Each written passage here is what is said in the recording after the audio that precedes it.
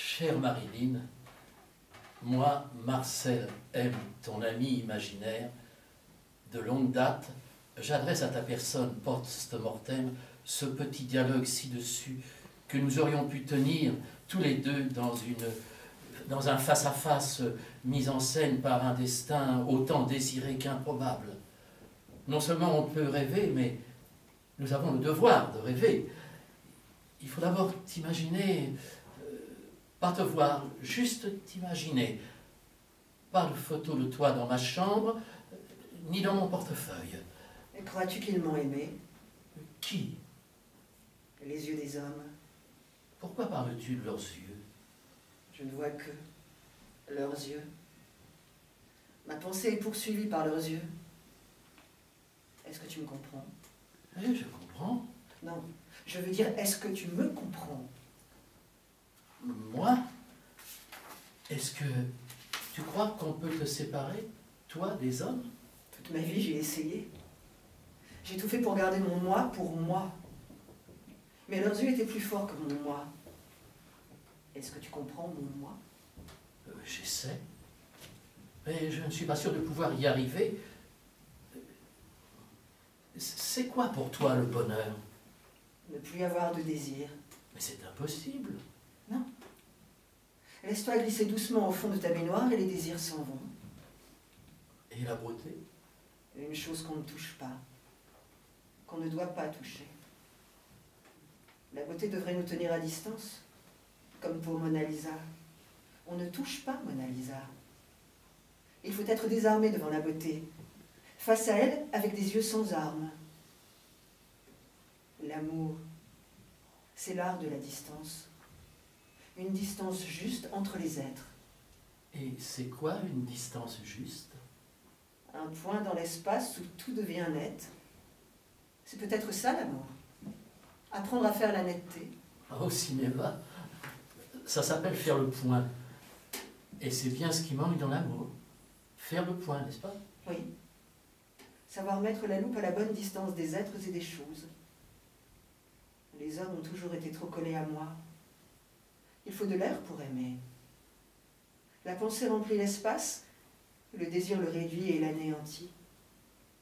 Aimer serait accepter et respecter une certaine distance avec l'autre. Oui, c'est ça. Tu as tout à fait raison. Toute ma vie, des hommes m'ont couru après. Ils croyaient m'aimer, mais ils se désiraient d'abord à travers moi. Alors c'est quoi aimer, Marilyn? C'est peut-être juste un mot. Un mot? Oui, un mot. Parce que quand on ne peut plus expliquer, alors on invente des mots. Des mots qui expliquent tout, des mots qui désignent tout, des mots à faire classer, des mots passe-partout, des mots cachettes, et aussi ceux qui tuent, les mots gâchettes. Tu vois, Marcel, à cet instant précis, nous sommes ensemble.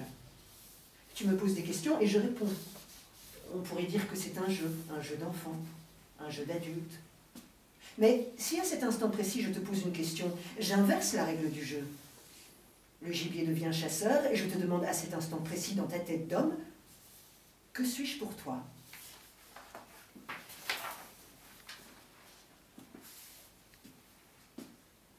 Mais comment répondre à cette question?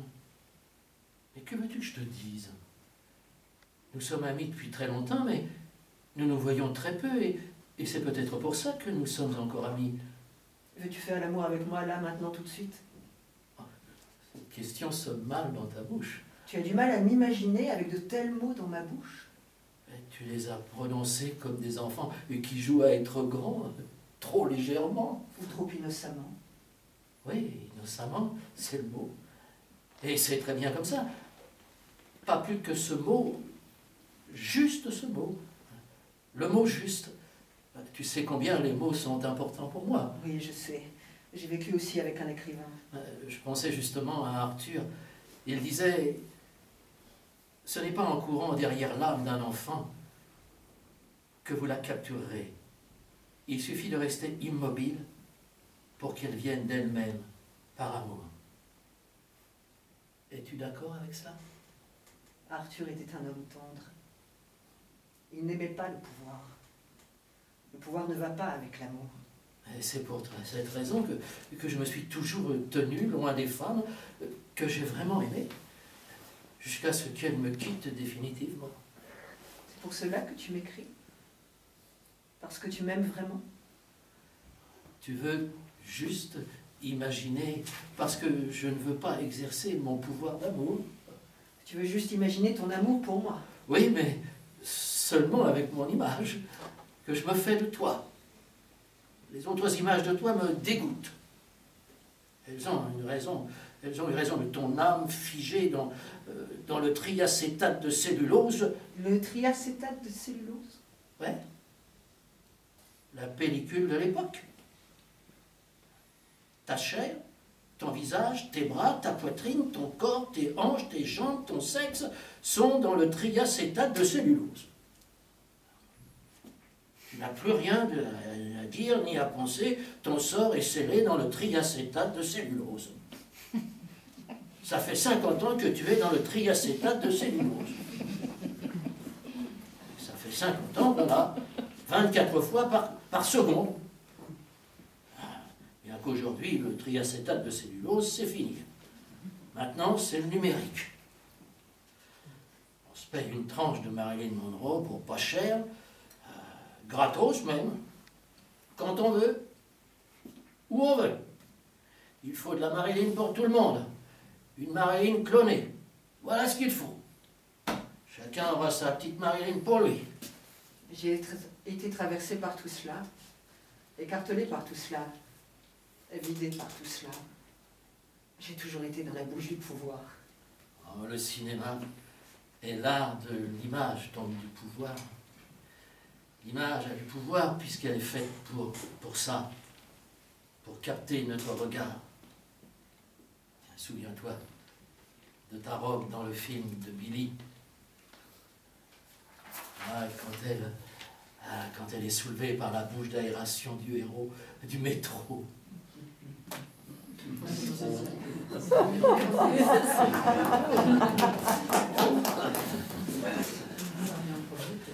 Ils étaient là, les loups humains, baveux et lubriques, et leurs yeux. Ah, tu as vu leurs yeux? Sans regard, juste sur la cible, braqués par le désir. Le désir est un échauffement de l'esprit et des corps, comme le filament d'une ampoule électrique. Mais s'il n'y a pas de gaz pour contenir l'amour, il n'y a pas de lumière. Le filament rougit et finit par se rompre très vite. Je crois qu'entre les hommes et les femmes, c'est pareil. Il manque souvent le gaz d'amour. Le gaz d'amour? C'est une très belle image. C'est surtout un gaz très rare. Et où se trouve-t-il? Quelque part en nous. Ou peut-être en dehors de nous. Ça peut venir du dehors et nous traverser. Il est peut-être dans le silence des salles de bain. Le silence des salles de bain?